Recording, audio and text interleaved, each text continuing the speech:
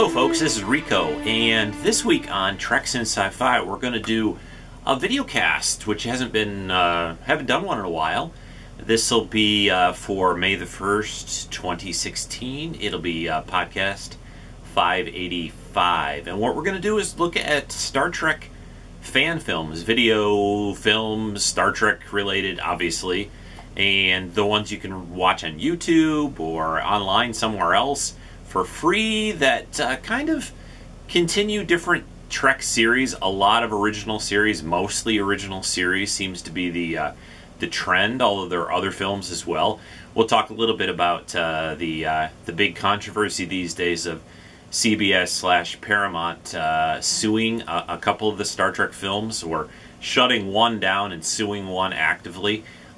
Star Trek Axanar, so we'll talk a little bit about that on today's show, and a bunch more here on Treks in Sci-Fi, the video cast.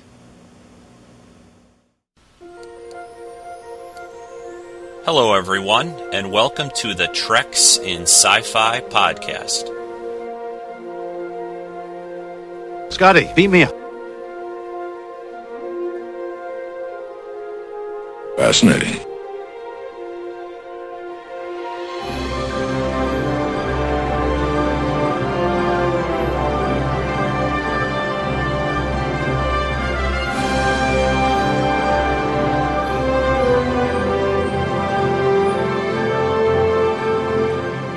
Stand by to receive our transmission.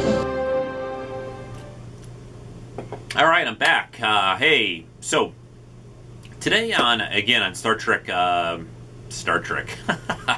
almost said on the Star Trek fan film or show, but on Treks in Sci-Fi, Star Trek fan films. Now, I know there's a lot of you out there that watch these and enjoy these, but there are some, I think, that maybe haven't tried these yet for whatever reason. As I always do on these shows, or a lot of times I do on these shows, especially if I'm talking about a movie, maybe something more obscure, or a TV show that people haven't seen, my goal here is to try to get you to try some of this stuff, because it's really top-notch. It's gotten so good that, frankly, that CBS and Paramount are now trying to shut some of these productions down. I guess we can talk about that first. There is... Oh, do you like my shirt? I'm getting ready for Star Trek. I'm getting ready for Captain America Civil War, of course, later this week. Team Cap. I mean, come on, you have to be Team Cap. Do you want to go along with the government, and you want to go along with, like, being monitored? These guys are heroes. They don't need to be monitored. Team Cap. So back to the fan film thing.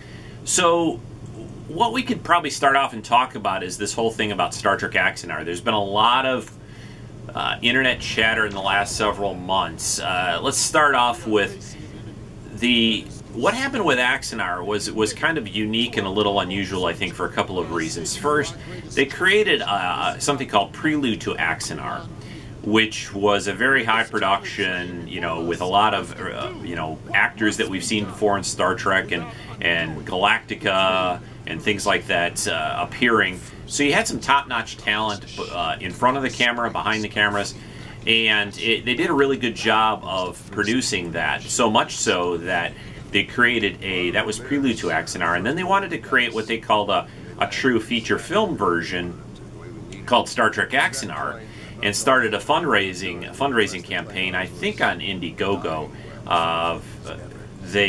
to film that next chapter. I think they were looking to get maybe 100 or 200,000.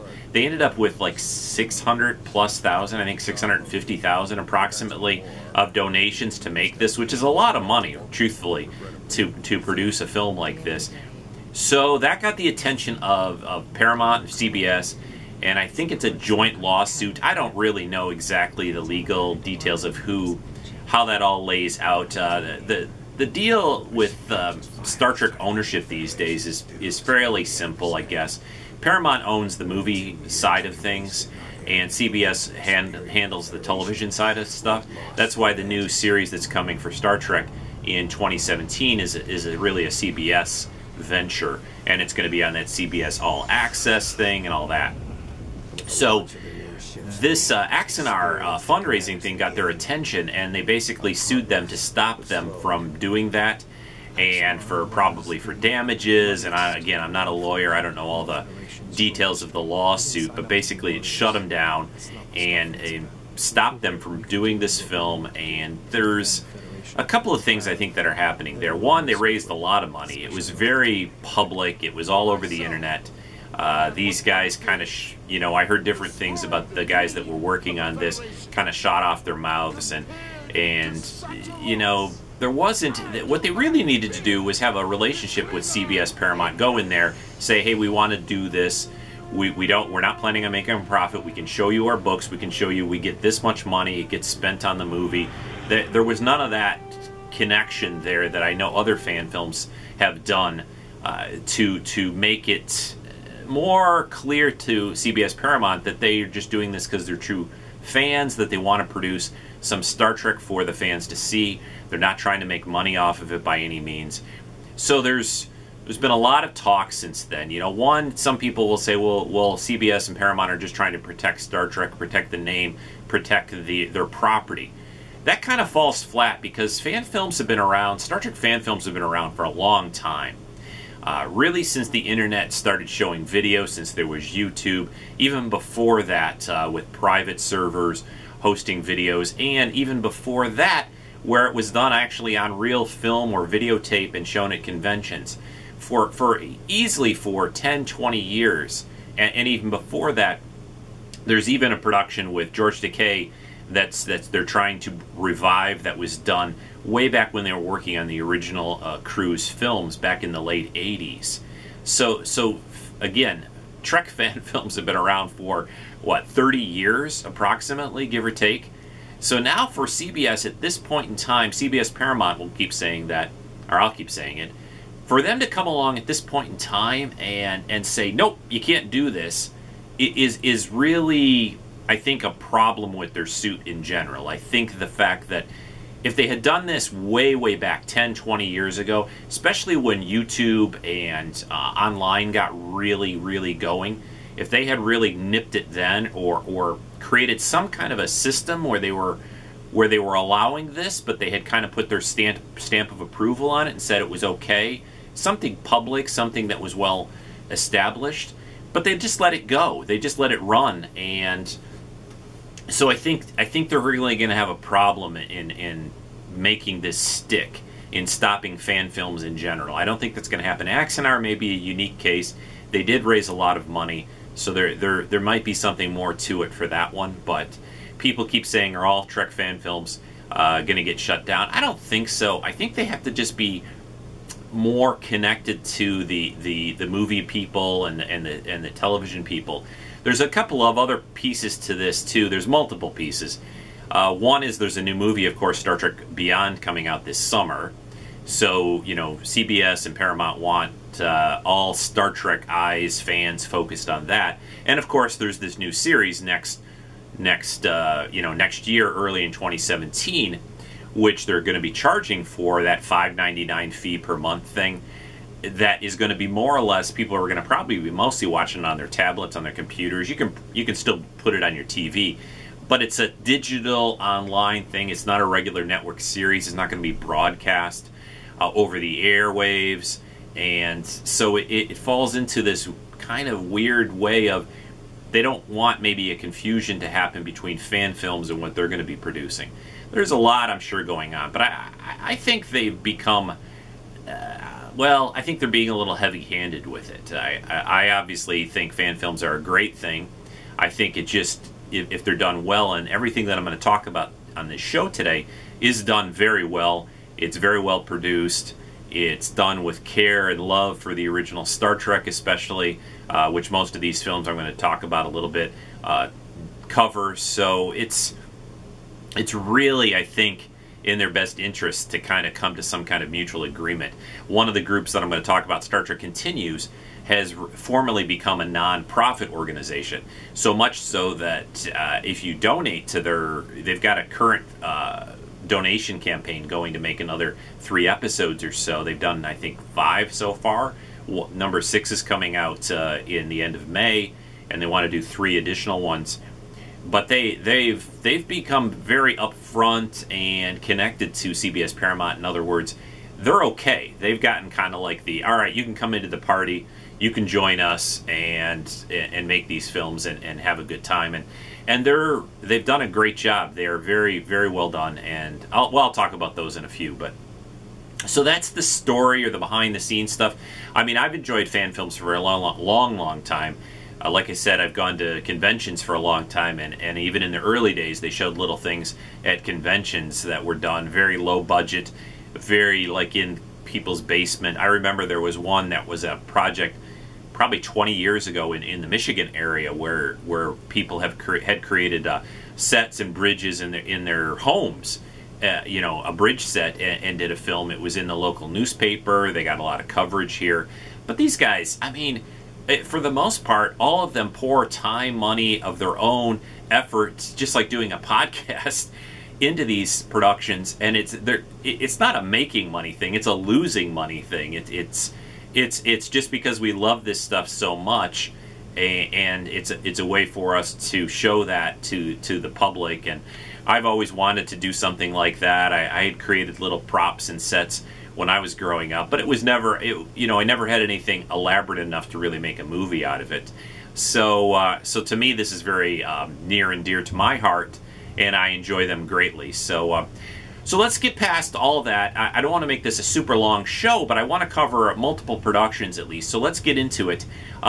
First up, let me show you some clips. We'll talk about the first one here. This is the Star Trek Farragut group. They've done several films. Actually, they've been around for a long time, and you can see that in the actors have gotten a little older over time. But each time they've done a show, they've upped their production values quite a bit. So let me show you a little bit of a couple of clips here from Star Trek Farragut, and I'll come back and we'll talk a little bit more about them and the other films that we want to cover today on Treks and Sci-Fi. Next time on Starship Farragut.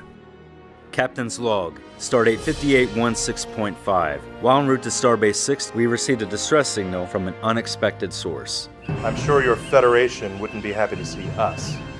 Shields. Shields! Red alert! We theorized that a rift would open here, and my ship was dispatched. We were shocked to discover what it opened to. My first officer, Commander Ian Donnelly. Ian?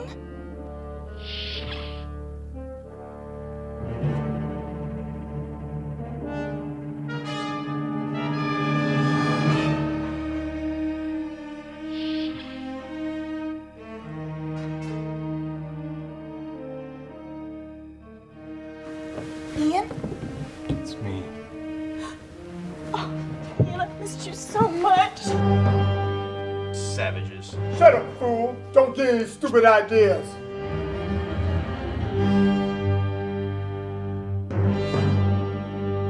What I just said?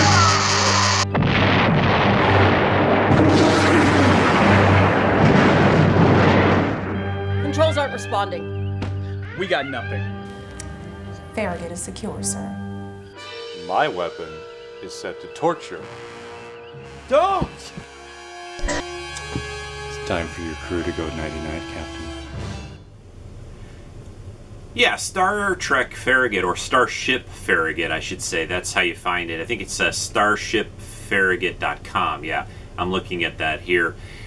They've been around for quite a long time. They're one of the older Trek fan film series, over 10 years ago at least. And they produced about 8 or so, I think. 6 or 7, 8. Maybe about 8. Let's see, 5, 6, 7. I think 7. Pretty elaborate films that they've done so far. The most recent one is called The Crossing, which I just watched earlier this week. They use very high-level sets, a great bridge set. They've done some location ones. They have a very, I guess, regular set of actors that and people that work on these, so that you've seen. This is the one that I said earlier, where you see it sort of transition for those people getting a little older throughout running this this fan film series. But they've done a really good job. I would say this is probably about my third favorite one. I'm going to go over the top three, and then I'm going to talk briefly about a couple of other ones. They've I don't think they're quite as good of a group of actors as some of the other ones. That's a little tricky. I mean, but the stories are pretty good, and they pick up on some original series. Of course, it's set in the original series, as you see from the clip I played. And they cover some original series thoughts and ideas and attitudes. They focus a lot on the other ships in the fleet and the relationships a little bit between the cast of characters. But yeah, check it out, Starship Farragut. So next up, let's talk about one that I followed for a long time. I did one of these fan film shows, Trek fan film vidcasts, 5 or 6 years ago. Back around 2010, so I thought it was time to do it again. And some of these I've covered before back then, but I thought it was worthwhile doing this again for those who either didn't see that other show or you need a little bit of an update. So the next one I want to talk about is Star Trek Phase 2, or Star Trek New Voyages. It's gone by different names, and this is the one that the guy who plays Kirk, or played Kirk for most of the earlier episodes, is also an Elvis impersonator. So he has this very black, very pompadour kind of big hair thing for Kirk. But he does a great job, and James Cawley, and he was a pretty fun Kirk to watch, I thought. And this, he loves the original series. Cawley has gone on record. He is a huge original series fan, and it shows in these episodes, and they've done some really good stuff. They've done about another half a dozen or so. They just had a recent fundraising campaign again.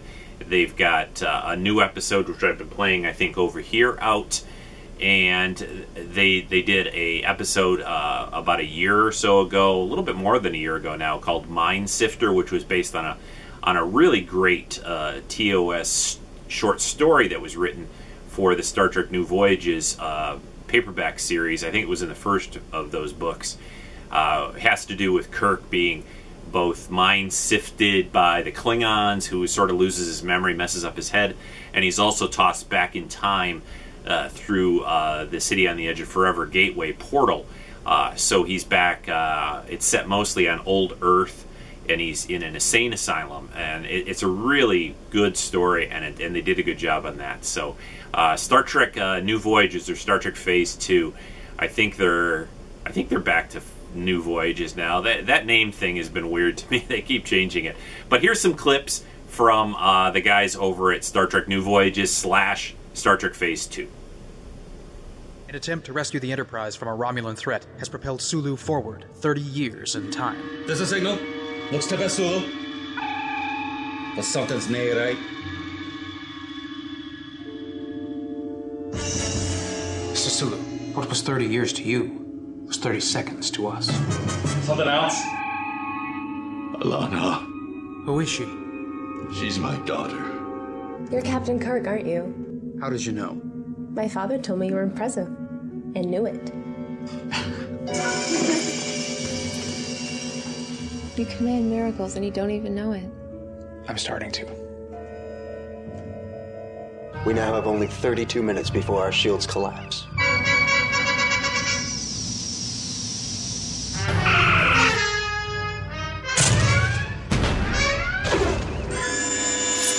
I don't care who dies. She lives.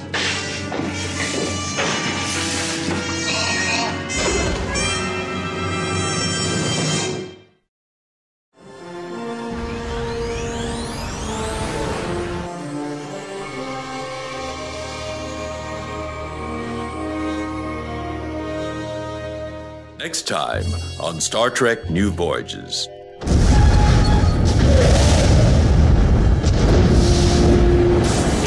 Scott to Enterprise. Mayday! Mayday! Scotty, what happened? No idea, Captain. There's nothing at the outpost that should have went up that way. disobeyed authority. I figured you were gonna do the same, Dr. Marcus. Please, call me Carol. Jim. It appears to be the source of the anomaly. This isn't anything of ours. Spock!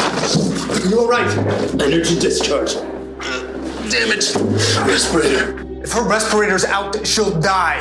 Put me down in Spock's coordinates. That should be near Carol. I will grab her. You beam me back up. But, sir. Now, Mr. Scott!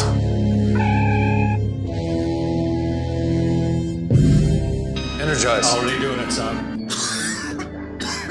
Captain, that was an incredibly stupid thing to do. You're welcome. This isn't the first time you've had to deal with an attractive woman. Bones. I have no romantic interest in her. That would be wrong and improper as a captain. Oh, I agree, but that's not what I meant. I need to explore all possibilities, including sabotage. Well, that's one possibility I won't consider. If someone out there has a weapon of that power, we have to know. Is there an alien ship or not? Or maybe I'm just plain stupid. Okay, you are going way over the top on this. Over the top? I have barely left the launch pad. Dr. Marcus, shut up. Alien vessel. This is Captain James T. Kirk. She's charging her weapons. All hands red alert. Raise shields. Stand by phasers.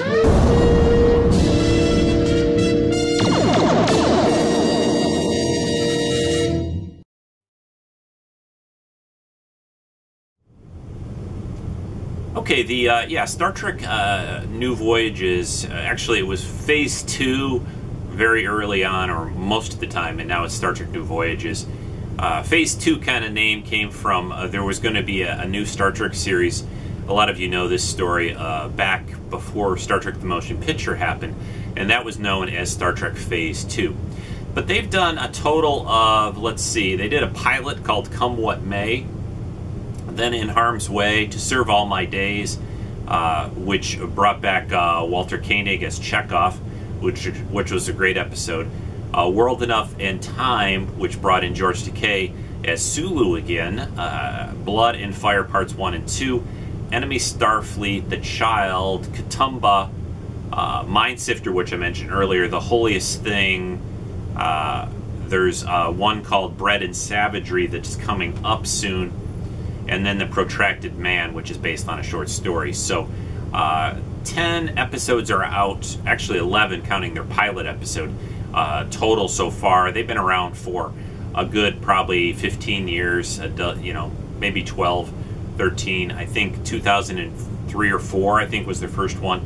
Mostly on the web. You can see, you can see these all on YouTube. I think basically most of everything I'm mentioning today you can watch on YouTube for free. Hey, how about that kind of a deal? Which is I'm playing on all the monitors back here right now. I'm playing those different series. So Star Trek New Voyages is a really good production. I like it a lot. They have a new Kirk. Brian Gross is the actor playing him now. They've had different cast members over the time the show's been on. I'm going to have a little tea here.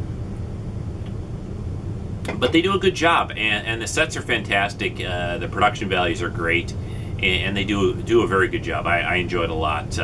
For an original series fan like me, seeing these fan productions is the closest I'll ever get to getting new original series type episodes.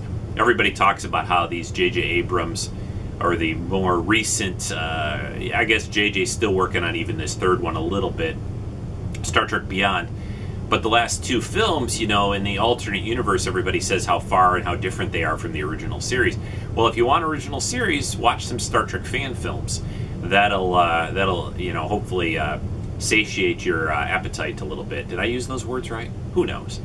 All right, on to what's probably the premier, I think, Star Trek fan film production these days, Star Trek Continues. They just won a Webby Award. I think they've won a couple of years in a row now, at least 2, I think. This is the Vic Mignola. Is that how you say the guy's name? Sorry if I slaughtered it a little, but it's his baby. He's a lifelong Trek fan. There was a little video that was even up that shows him as a young teenager. I think he was about a teenage age, maybe 13, 14 or so, where he would do these little Star Trek movies with his friends, on regular good old cameras and film or videotape, maybe even at the time. He has a fantastic group of actors. He gets a lot of guests from the original series. He gets guests outside of that. He had Lou Ferrigno in an episode playing an Orion slave trader, and that was a great episode. It dealt with slavery and oppression and ownership of people. And when you think about what the original series talked about with the Orions, and Enterprise touched on this a little bit about the Federation's out there trying to save the galaxy to some degree, even though they do have the Prime Directive. But there's people out there still, like in the slave trade, going star to star and collecting people. And so it's, it was a great episode. Very well done. And they do some strong episodes. They really hit things hard. And they just recently had created a engineering set based on the original series, the look of the original series, which no one's done that before. Even the Phase 2 New Voyages guys have not done that before. So that's great. Looks fantastic. It's going to be in their new episode coming out at the end of this month. Like I said, they have an ongoing campaign right now for funds that's finishing up, I think, on Indiegogo. I think they're down to their last week or two. I'll try to put some links for that in the notes for this week. But these guys do a great job. And so let me play a couple of clips from the Star Trek Continues, folks, here on today's podcast.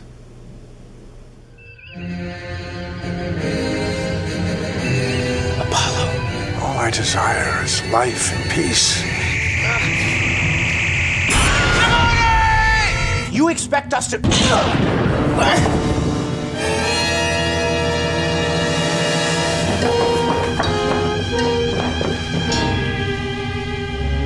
Please don't send me back there.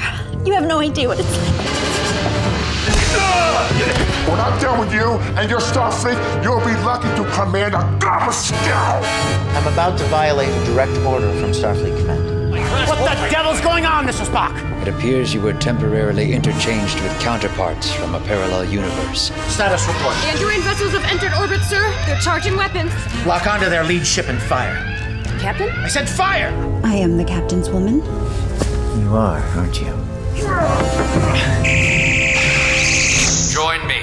Together we shall be the architects of our own future. Our sister world opposes our desire to join the Federation. They will stop at nothing to prevent it. Target acquired, Captain. We're losing weapons, Locke. Captain. Fire phasers. Why are you here? What do you want with the Captain? Humans bury feelings of heartbreak and loss. We lock them away. What places do you think it is? Intelligence. Getting more intelligent by the minute.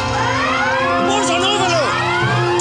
Out of time. If this procedure is not successful, we'll lose all three of you. The wound is deep. The bone is shattered. The tissue damage is severe. If I were on the ship, We're not. We're here. What can you do here? We're gonna have to amputate below the knee.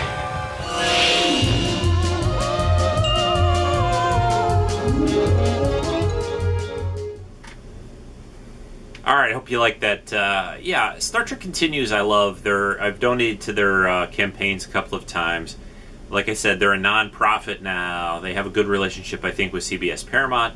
They're not going to go away or get shut down. They've got, like I said, there's 5 out right now. There's going to be a 6th one at the end of May. They did Pilgrim of Eternity, which brought back Michael Forrest playing Apollo again. They did Lolani, which is the Orion slave trade episode that I was talking about. They did Fairest of Them All, which was a great one, which revisited the Mirror universe. It's a real direct follow-up to the Mirror Mirror episode from the original series. I'm really geeking out now. They did The White Iris, which is a really unique episode, I thought, which kind of delved into the mind of Captain Kirk through something. He gets injured at the beginning of the episode. I think that's the one I've been playing over here on this monitor. They did one called Divided We Stand, which put Kirk and McCoy back during Civil War times. And then the next one that's coming out, episode 6, is called Come Not Between the Dragons, which is a really weird title, but it sounds like one of the animated series titles to an episode. So, yeah, Star Trek Continues is great. let me talk a little bit about a couple of other ones briefly. Star Trek Horizon, which is set in the Enterprise era, which is a film actually done in the Michigan area, and it just came out a few months ago, and that's really well done. But they also kind of got shut down. They were going to do a fundraising campaign to do a new episode, and CBS said, nope, no more. So now they're doing like an independent sci-fi film instead. So I'll play a little bit of that for you right now, and then I'll come back and we'll wrap up today's show. There's a lot of other productions out there, but I'll talk about those in a second. So look a little bit look a little at Star Trek Horizon here on Treks in Sci-Fi.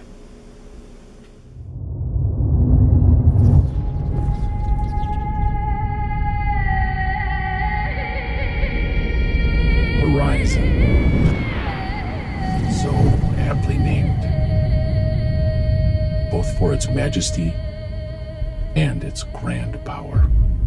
I thought it'd be nice if we took a moment to remember those we've lost and to share a toast to their memory. Hear, hear. There is always the separatist, one who will not join the whole.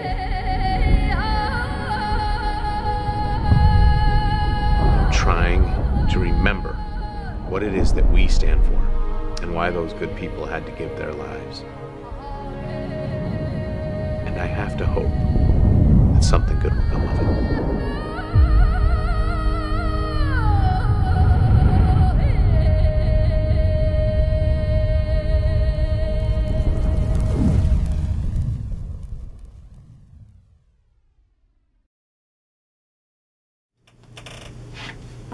There's, I hope you enjoyed that. A little bit of Star Trek Horizon there. There are tons of other movies. There's Star Trek Renegades. There are Star Trek of Gods and Men, which involve a lot of actors from like Star Trek Voyager, for example, that are skirt the line between a fan production, I think, and a pro level production. There's Star Trek. Let me run down here. I got a whole bunch of them. Star Trek Phoenix, Odyssey, Intrepid, Hidden Frontier, Dark Armada, Farragut, Exeter, The Continuing Mission, Defiant, Excelsior, The Lost Universe, Outpost, The Red Shirt Blues, The Pepsi Generation, Stone Trek. There's, of course, The Red Shirt Diaries, which I enjoyed quite a bit, which was a comedic look at some of the original series episodes on YouTube. Shorts about 5 or 6 minutes long. Not really a true film, but still a lot of fun to watch. Just search around. There's a whole Wikipedia entry on Star Trek fan film productions, which I was just reading from.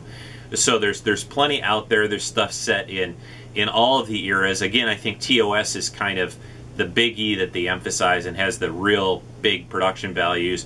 It's really amazing to see these sets and especially the bridge. You know, that classic bridge.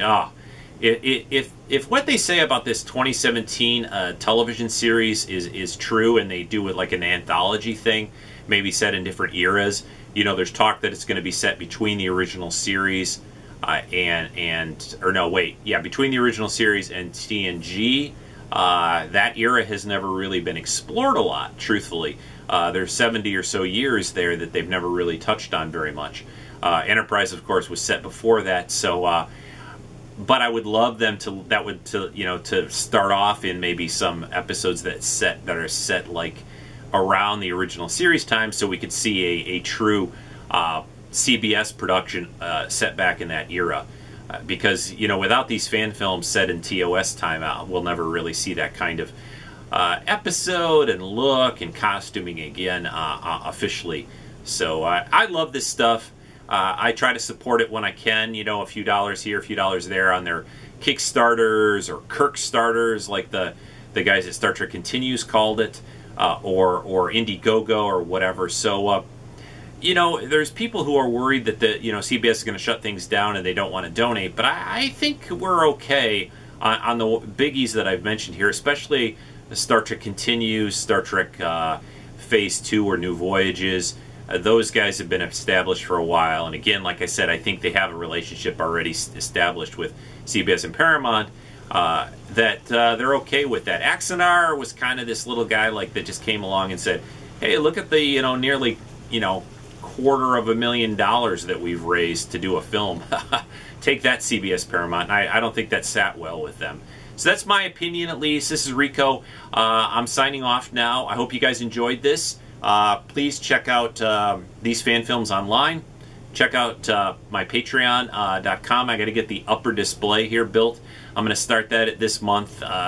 We've got Memorial Day coming up, so it's going to have a display screen up there and fun stuff. So Patreon.com/Treks and Sci-Fi for that. Also, over at you can see a lot of videos, including this one, over at my Vimeo site, vimeo.com, vimeo.com/Trekkie. So that's it. Hope you guys like this. I'll be back soon with new Treks and Sci-Fi. Live long and prosper. Go Team Cap. Team Cap. No Team Iron Man. He does this, right? He doesn't do this. All right, everyone. Take care. Bye-bye.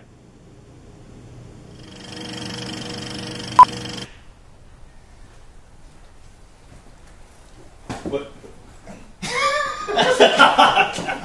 Sorry. Action!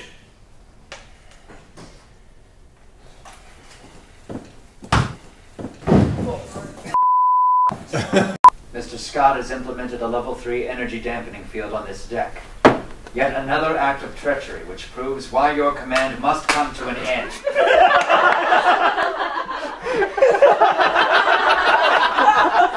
I programmed you back. We had some good times, you and I. Remember that cruise to the Bahamas? Remember the train trip we took? And action. Cut. Action. Cut. Yeah. Oh no! Oh, it's the 80s! No, they're fixing the wardrobe.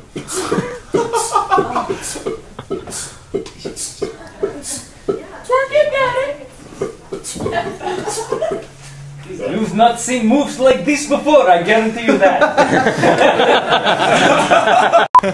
Take it! Hawkins, boom, boom, Trek style. It's a boom, boom. What? Well, all the while, Vigo, the master of evil, try to battle my boys. That's not legal. I can bust out some Ghostbusters rap. I can do it. Action! Mr. Spock, you're under arrest. You're a good-looking man. No, I'm sorry.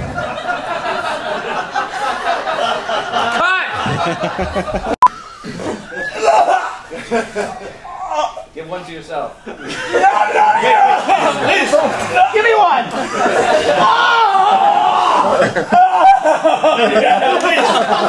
Yes!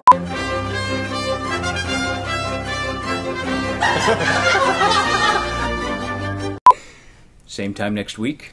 Of course, always. You know you're my favorite. I thought I was your favorite. Oh my.